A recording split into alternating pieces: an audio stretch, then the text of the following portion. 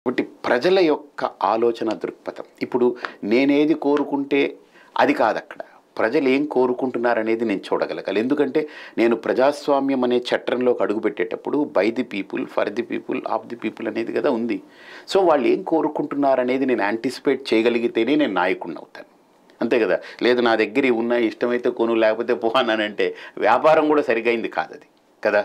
కాబట్టి ఒక successful leader ఎప్పుడు అవుతాడు అని అంటే ప్రజల యొక్క మనస్సులో ఉన్నదాన్ని గమనించి దానికి తగినట్టుగా అడుగులు వేయగలిగి వాళ్ళ మనస్సుని గెలుచుకోగలిగిన వాడే నాయకుడు అవుతాడు. కానీ ప్రజలన్నీ ఊరికినప్పుడు రేవంత్ రెడ్డి గారు ప్రకటించారు నేను ఫ్రీ బస్ ఇచ్చేస్తాను అదని. కామారెడ్డిలో మరి ఆయన గెలిపించలేదు. కేసీఆర్ గారు ఇంకో 10 అడుగులు వేసి అది ఇస్తా అన్నారు, ఆయన్ని గెలిపించలేదు.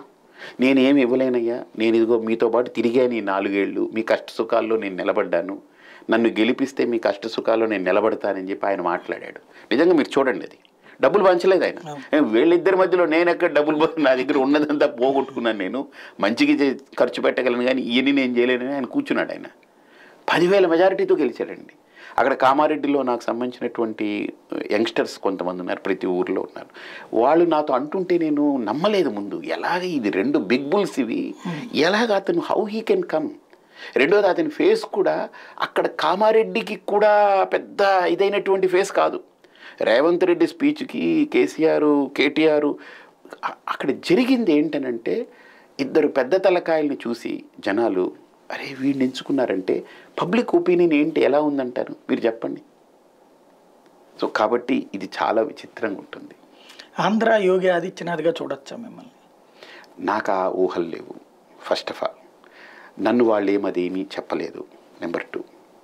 నెంబర్ 3 అసలు ఇక్కడ ఎవరికి సీట్లు ఇస్తున్నారో కూడా నాకు తెలియదు. నేనే ఒక సీటుకి ఎంపీగా పోటీ చేస్తానని ఒక అర్జీ పెట్టుకున్నాను, అది విధానం కాబట్టి పెట్టుకున్నాను.